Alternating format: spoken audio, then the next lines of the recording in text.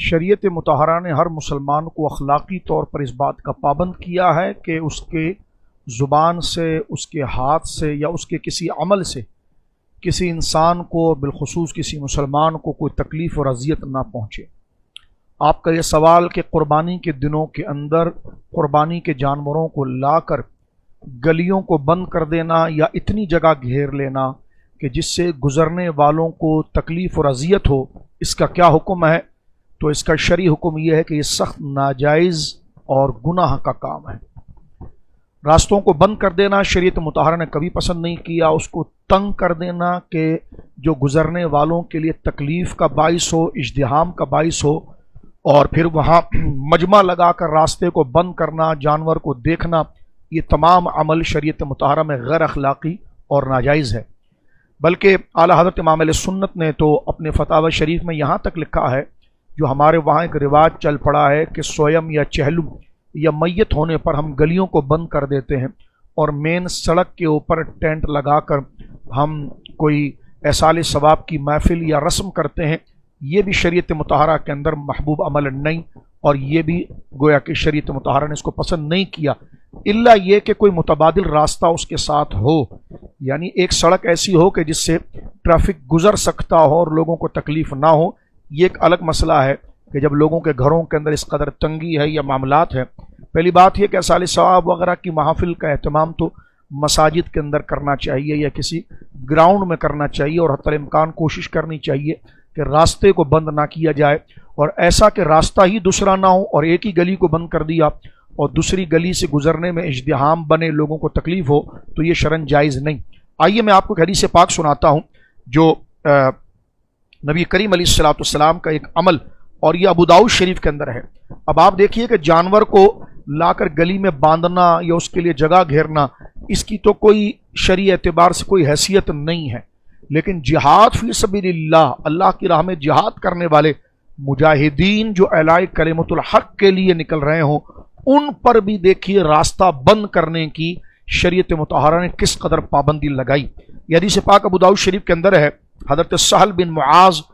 رضی اللہ عنہ اپنے والد گرامی سے روایت کرتے ہیں، کہتے ہیں کہ میرے والد نے کہا کہ غزونا مع النبی صلی اللہ علیہ وسلم فضیق الناس المنازل وقطعوا الطریق فبعث النبی اللہ صلی اللہ علیہ وسلم منادیا ینادی فی الناس ان من ضیق منزلا او قطع طریقا فلا جہاد لہ۔ اللہ اکبر۔ ابو داؤد شریف۔ صحابی کہتے ہیں کہ ہم حضور علیہ الصلوۃ والسلام کے ساتھ ایک غزوے میں، ایک جہاد کے لیے ہم گئے۔ ہم نبی کریم علیہ الصلوۃ والسلام کے ساتھ جب روانہ ہوئے تو لوگوں نے منزلیں یعنی راستوں کو تنگ کر دیا اور راستے بند کر دیے، اور گزرنے والوں کو تکلیف ہونے لگی۔ نبی کریم علیہ الصلوۃ والسلام نے ایک منادی کو اپنی طرف سے ایلچی بنا کر بھیجا، اور اس نے اعلان کیا وہاں جا کر کہ حضور علیہ الصلوۃ والسلام یہ فرماتے ہیں کہ من ضیق منزلا، جس نے راستے کو تنگ کیا یا راستے کو روکا، فلا جہاد لہ، اس کا کوئی جہاد نہیں۔ اللہ اکبر۔ یعنی اس کا جہاد کا اس کو کوئی ثواب حاصل نہیں ہوگا۔ تو جب جہاد فی سبیل اللہ والے مجاہدین راستے کو بند کر دیں تو ان کے لیے نبی پاک صلی اللہ علیہ وسلم کا یہ حکم ہے۔ تو ہم گویا کہ اب جانور ایک جگہ کھڑا ہوتا ہے، وہ گویا کہ گلیوں کے ساتھ فٹ پاتھ پر بھی کھڑا ہو سکتا ہے، لیکن اپنے ٹینٹ کو لا کر آدھی گلی کو کور کرنا، مٹی آگے تک پھیلا دینا، اور پھر اس کے بعد گویا کہ راستے کو روکنا، یہ شریعت مطہرہ کے اندر ناجائز ہے۔ یہاں تک علماء نے لکھا کہ جمعے کی نماز بھی سڑک بند کر کے اگر آپ پڑھ رہے ہیں تو اس کو بھی منع کیا گیا ہے، الا یہ کہ گورنمنٹ سے وہ اجازت لے لی جائے اور اس کا کوئی دوسرا متبادل راستہ موجود ہو۔ یہ اخلاقی چیز ہمیں یاد رکھنا چاہیے۔ اور پھر وہ جانور کی غلاظت ہے یا اس کی گندگی ہے یا اس کا فضلہ ہے، وہ سڑک پر پڑا ہوا ہے، پانی بہہ رہا ہے، اس کے اوپر وہ گندگی پھیل رہی ہے، گزرنے والے نمازی دیگر لوگ، ان کے کپڑے ناپاک ہو رہے ہیں، ان تمام چیزوں کا احتیاط اس شخص کو کرنا چاہیے جو قربانی کا جانور لے کر آیا ہے۔ اگر وہ گلی کے اندر باندھتا بھی ہے تو وہ صفائی کا بھی خیال کرے اور اس بات کا مکمل اہتمام کرے کہ جانور کو دیکھنے والے لوگ اتنے زیادہ آ کر جمع ہو جائیں اور راستہ گزرنے والوں کا بند ہو جائے تو اس کی ذمہ داری بھی اس پر ہے کہ وہ راستے کی نگرانی کرے۔ اب میں ایک حدیث پاک آخر میں آپ کی خدمت میں پیش کرتا ہوں کہ نبی پاک صلی اللہ علیہ وسلم کا عمل، یہ صحیح بخاری شریف کے اندر یہ روایت موجود ہے اور حدیث نمبر ہے 2465۔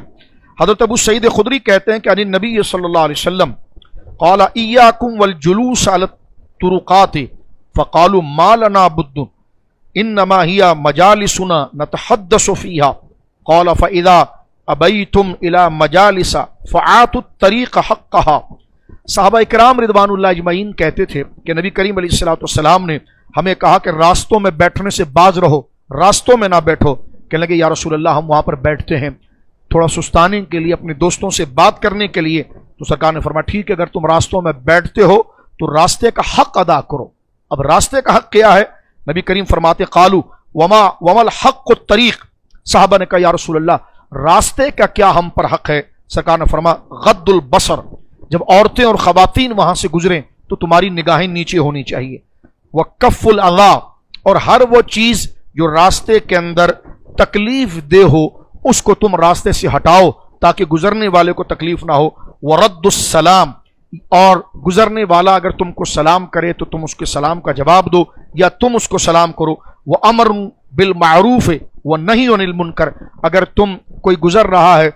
تو اس کو نیکی کی بات کرنا، اور کوئی ایسی بات جو خلاف شرع،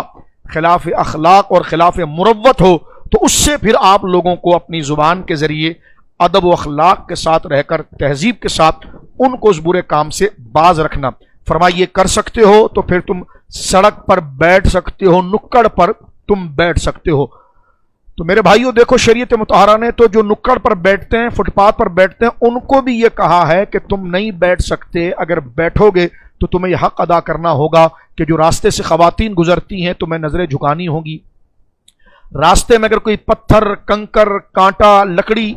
یا کوئی ایسی چیز ہے کہ جس سے گزرنے والے کو نقصان پہنچ سکتا ہے، سواری کو نقصان پہنچ سکتا ہے، تو تم اس اذیت کو دور کرو گے تاکہ کسی کو نقصان نہ پہنچے۔ اور فرمایا اسی طرح تم سلام کو عام کرو گے اور پھر تم نیکی کا حکم دو گے، اچھی بات کی پذیرائی کرو گے، اور گزرنے والے کو اگر تم کوئی غلط بات کرتے ہوئے دیکھو یا کوئی غلط عمل ہوتا ہوا دیکھو اس جگہ سے گزرنے والے، اس ماحول میں ادھر ادھر گرد و نواح میں، تو اپنے بساط کے مطابق،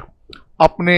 ہمت کے مطابق تم اخلاق اور آداب کے ساتھ اسے تم برائی سے باز رہنے کا حکم دو۔ تو لہٰذا چاہیے، میں اپنے بھائیوں سے کہوں گا کہ قربانی کرنا